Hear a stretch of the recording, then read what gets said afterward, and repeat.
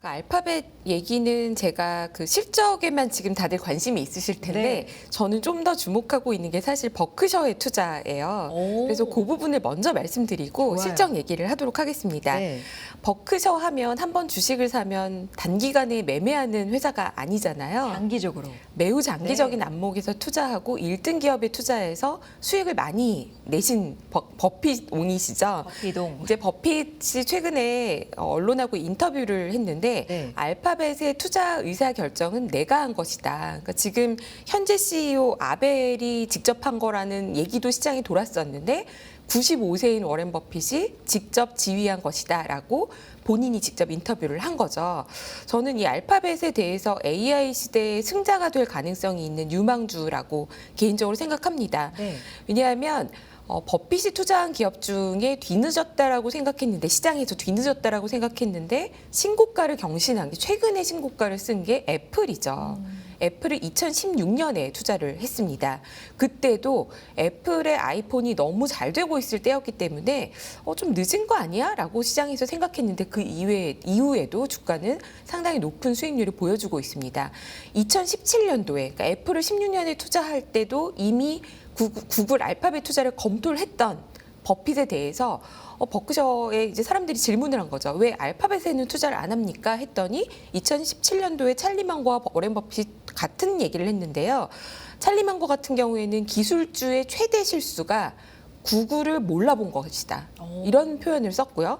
버핏 같은 경우에는 검토 기회가 충분히 여러 번 있었는데 투자 기회를 못 살렸다라고 후회하는 발언을 2017년도에 했습니다. 그런데 무려 8년이 지난 이후에 25년 3분기 작년에서야 최초 투자를 집행했다는 거죠. 그러면 이 기업에 대해서 버크셔는 무려 거의 10년 가까이 공부를 충분히 한 상태였고 그러네요. 여러 번의 투자 기회가 있었는데 놓친 걸 후회했는데 그 이후에도 공부를 하고 나서 이 최초 지분 공시를 했다는 거죠. 네. 처음에 공시할 때도 적은 금액이 아니었습니다. 6조 원 가까이 매입을 해서 포트폴리오의 10위를 차지하는 정도였는데요. 그러고 나서 올해 1분기에 이 지분을 3배 이상 확대하는 공시를 하고 이번에 알파벳은 AI 데이터 센터 투자를 위한 목적으로 또 유상증자를 크게 하는데 그중에서 무려 100억 달러를 버크셔가 투자를 한 거라는 네. 거죠. 그래서 저는 이 알파벳에 대한 버크셔의 시각이 사실 매우 흥미롭다라고 생각하고 있는데요. 워렌 버핏은 기존부터 경제적 혜자를 갖고 있는 1등 기업에 투자하고 기술 자체에 대해서는 워낙에 기술이 계속 바뀌기 때문에 과거에 또 버핏이 IBM에 투자했다가 손절한 경험이 있다고 하죠. 그러다 보니까 기술 자체에 대해서는 긍정적으로 보지 않는 편이지만 알파벳 같은 경우에는 이제 소비재 측면에서도 좀 접근할 만한 브랜딩이 있고 개인이나 기업이나 반드시 가져가야 되는 그런 회사다, 그런 서비스를 하는 비즈니스다라고 판단이 된다는 겁니다. 그래서 그럼 어떻다는 거냐? 네. 버크셔가 이렇게 하는 거 좋은데 네. 그래서 당장 알파벳을 사라는 거냐? 저는 개인적으로 장기적인 관점에서 알파벳을 매우 좋게 보는 편입니다. 그런데요, 오늘 밤에 실적 발표를 한국 투자자들이 기다리는 이유는 네. 결국 알파벳이 AI 데이터 센터의 투자비를 얼마나 지속 가능하게 계속 늘려갈 것이냐 이 부분에 관심이 있으실 거예요. 맞아요. 이 차트를 좀 봐주시면요. 알파벳 매출액 대비 캐펙스를 보시면은 지금 과거에는 보통 뭐 10% 언더로 적게 쓰기도 했다가 많이 써도 한 20%대 썼는데 지금 내년에는 매출액 대비 캐펙스 투자가 43%입니다. 그래서 지금 모두 얘기하고 있는 잉여 현금 흐름이 고갈된다라는 걸 걱정하죠. 그래서 이 잉여 현금 흐름을 차트를 좀 봐주시면은 투자를 너무 많이 하니까 돈을 아주 잘 버는데도 불구하고 현금 흐름이 낮아진다는 겁니다. 그런데요, 빅테크를 합산으로 보면 오라클이랑 메타 때문에 이게 마이너스로 27년에 전환이 되거든요. 네. 올해 3분기, 4분기 경부터 분기 기준으로 마이너스 전환이 되고 이 부분이 반도체 주가에 매우 악영향을 주고 있죠. 그런데 이 안에서 1등이 될 만한 후보라고 볼 수 있는 구글 같은 경우에는 지금 이 알파벳은 차트를 자세히 보시면 26년, 27년에 현금 흐름이 감소하는 걸 우려하고 있지만 감소해도 플러스입니다. 이렇게 투자를 많이 하는데도 버는 돈이 더 많다는 네네. 거고 과거랑 비교해도 아주 낮은 걱정할 정도의 현금 흐름이 아니라는 거예요. 여기서 주목해야 되는 것은 28년도에 캐펙스 투자가 27년보다 더 늘어나는 걸로 잡혀 있는데도 네. 이 잉여 현금 흐름이 올라가려면 네. 어떻게 해야 되겠죠? 이익이 증가해야겠죠. 그렇죠. 그러면 지금도 이익을 많이 벌고 있는데 28년도에 투자비보다 더 높은 이익으로 이 현금 흐름 감소를 현금 흐름 증가로 만들어낼 수 있느냐? 네. 이게 이 시장의 궁극적인 고민을 해결해 줄 수 있는 열쇠라는 겁니다. 네. 그러면 이제 구글이 지금까지 그런 발표를 속 시원하게 해준 적이 있냐? 구글은 자기의 전략을 그렇게 공표를 자세히 하지 않습니다. 그래요? 그래서 오늘 저녁에는 아마 그냥 실적 그 자체 숫자와 캐펙스를 내년까지 늘리는 것 정도만 확인할 수 있지 않을까라고 생각이 되고요. 그래서 알파벳은 앞으로도 계속 지켜봐야 되는 회사입니다. 그래서 이 기업이 진짜 영업이익률이 28년에 좋아지는 그림으로 나오려면 특정 비즈니스가 좋아져야겠죠. 그 알파벳 실적 공시를 한번 들어가서 보시면요. 첫 페이지에 알파벳이 중요하게 생각하는 숫자를 5가지를 기입해 놨는데 그 중에 하나가 클라우드 비즈니스이고 그 안에서도 구글의 제미나이의 엔터프라이즈, 즉 기업들이 제미나이의 유료 구독을 얼마나 하는가가 숫자로 기입이 되어 있습니다. 네. 요게 전분기 대비 얼마나 증가하는가. 시장이 예상보다 상회한다면 시장에서는 역시 AI를 기업들이 많이 쓰고 있구나. 앞으로도 업사이드가 있구나라고 생각할 수 있게 되고 요 부문의 숫자가 흔들리면 전체 숫자가 잘 나와도 시장은 다시 걱정을 할 수 있습니다. 그래서 단기간에는 이런 흐름들이 주가에 영향을 좀 줄 거다라고 생각이 됩니다. 그렇군요. 워런 버핏이 10년 가까이 한 기업을 지켜봤다라는 것도 상당히 놀라운데, 네, 우리 개인 투자자와 일단 집행하는 그 규모 자체가 금액 자체가 다르니까 물론 신중해야 되겠지만, 진짜 대단하다라는 생각도 들고요. 선견지명에도 감탄을 하게 되지만 어쨌든 내일 코앞으로 다가온 이 실적 발표에서 뭘 좀 봐야 되는지 포인트를 지금 말씀해 주신 것 같은데 지금 대표님의 생각 플러스 KB증권의 보고서에도 이런 비슷한 내용이 좀 있는 거죠? 네, 맞습니다. 네. 그 KB증권에서 쓴 보고서의 차트들을 제가 가지고 와서 설명을 드리고 있는 건데요. 네.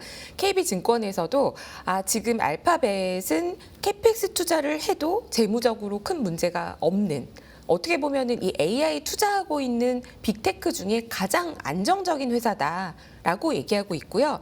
특히 긍정적으로 보는 것은 그 28년도에 감가상각보다 영업이익률, 그러니까 감가상각도 커지지만 영업이익률이 소폭 증가한다라는 얘기를 하고 있습니다. 네. 그러니까 이게 유지가 되려면 결국에는 광고비 지금 광고와 관련된 수익이 대체로 거의 한 80% 가까이 됩니다. 유튜브 포함해서 그게 80%면 클라우드 관련된 수익이 한 20% 정도 차지하거든요.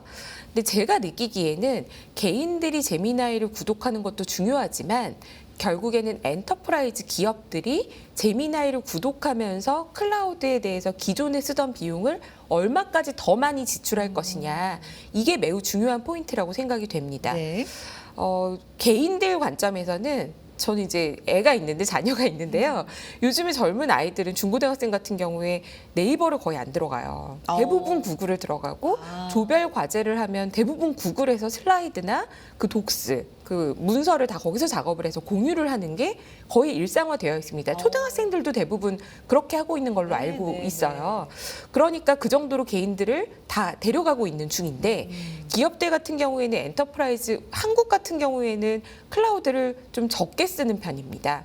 자체 전산실이나 자체 그 데이터 센터를 좀 더 선호하는 환경인데요.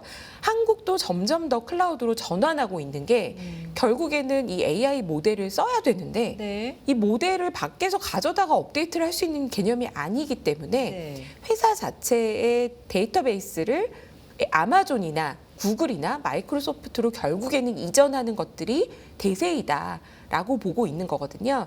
그래서 한국 같은 경우에도 IT에는 매우 발전이 돼 있지만 클라우드로 이전한 기업의 비중이 3분의 1이 채 안 된다고 알고 있거든요. 그러면 이 이전이 더 가파르게 되면 될수록 데이터 센터 수요는 AI 더하기 클라우드, 기존 클라우드까지 같이 좋아지게 되는 거죠. 이제 그럴 가능성이 27년도, 28년도에 데이터 센터가 준공될 때 얼마나 있느냐, 요걸 보는 게 지금 관건이고 네. 저는 개인적으로 좀 이 부분은 긍정적으로 보고 있는 포인트입니다. 근데 오늘 시장이 좋으니까 제가 그러면 뭐 오늘 들어올 때도 이제 제작진께서 이렇게 말씀하시더라고요. 네네. 그래서 삼성전자, SK하이닉스 사야 되냐 팔아야 되냐가 대부분 관심이다. 저도 압니다. 네. 그런데 저는 요 흐름이 이렇게 한두 가지로 확인될 수 있다면 얼마나 좋겠어요. 네. 그러지는 않을 것 같고요. 긴 호흡에서 보자라고 한다면 이 헤게모니를 쥐고 있는 건 결국에는 빅테크예요. 네. 그리고 미국 주도의 시장입니다. 그렇기 때문에 대한민국 기업들 경쟁력은 저는 너무 동의하고 있고 한국에서도 여전히 주식을 산다면 삼성전자, SK하이닉스 뺄 수 없는 주식이라고 생각하지만 반대급부에서 힘을 쥐고 있는 우리의 고객이 되고 있는 알파벳과 마이크로소프트, 아마존 이런 빅테크에 대한 비중도 약간은 가져가 보시는 게 어떨까. 그리고 그 중에서도 특히 버핏이 투자한 네. 알파벳 정도는 조금씩 담아가 보시는 것도 네. 저는 장기 투자 관점에서 매우 좋을 것 같다. 왜냐하면 알파벳은 언제 좋아지냐면요. 투자비를 약간만 낮춰도 오히려 수익을 낼 수 있는 구간에서 더 좋아지게 되고 반도체는 역으로 타격을 받을 수 있기 때문에 뭘 단정할 수 있는 게 아니다. 지금 상태에서는 27년, 28년까지 계속 시장은 이걸 확인하면서 가야 된다는 거죠. 그런데 빅테크들이 파워가 있다는 것은 이미 클라우드 시장에서 보여줬고 이 헤게모니가 쉽게 바뀌지 않을 거라고 보기 때문에 알파벳에 대한 투자도 조금 고민해 보시면 어떨까라고 생각이 됩니다. 그러니까 우리 삼전 닉스 좋고 당연히 빅테크 실적에 따라서 또 영향을 받을 거고 그런데 거기에다가 미국 쪽 빅테크도 일부분 네. 일정 부분 좀 비중을 갖고 가 보시는 게 여러 가지 전략 측면에서 포트 측면에서 좋을 것이다라는 말씀인데 마지막으로 질문 하나만 드릴게요. 이제 당장 다가왔잖아요. 내일 새벽에 알파벳 실적입니다. 우리가 보고 있는 건 캐펙스, 그러니까 돈 지출을 어느 정도 계속 투자를 할 거야 이 부분이지만 지금 돈을 얼마나 벌고 있어도 중요하고 여기에 돈을 쓰는 것도 정당화가 돼야 되니까요. 뭐 이런 부분도 요즘에 보는 눈이 상당히 깐깐해졌더라고요. 맞습니다. 이런 것도 상당히 중요할 텐데 시장에서 보는 좀 위험 요소 같은 건 없을까요? 캐펙스 투자가 이렇게 늘어난 것은 알파벳 주주한테는 좋은 소식이 아니겠죠. 그렇죠. 돈을 쓰니까. 그렇죠. 네. 그러면 질문이 이렇게 나올 수 있어요. 알파벳 주주들의 입장에서는 돈을 써서 언제부터 돈을 버는 거예요? 그걸 구체적으로 알려주세요라는 얘기를 할 테지만 네. 알파벳은 그 부분에 대해서는 명확한 대답을 잘 해주지 않는 회사다라는 부분이고 저는 개인적으로 알파벳 실적 발표 나오면 제일 먼저 어떤 숫자를 볼 거냐면 당연히 뭐 영업이익이나 이런 게 컨센서스에 맞췄느냐도 중요하지만 그 디테일 안에서 클라우드 매출액과 그리고 클라우드 매출액 안에서도 제미나이에 대한 엔터프라이즈 기업 수요가 얼마나 증가하고 있는지를 아주 세심하게 들여다볼 것 같습니다.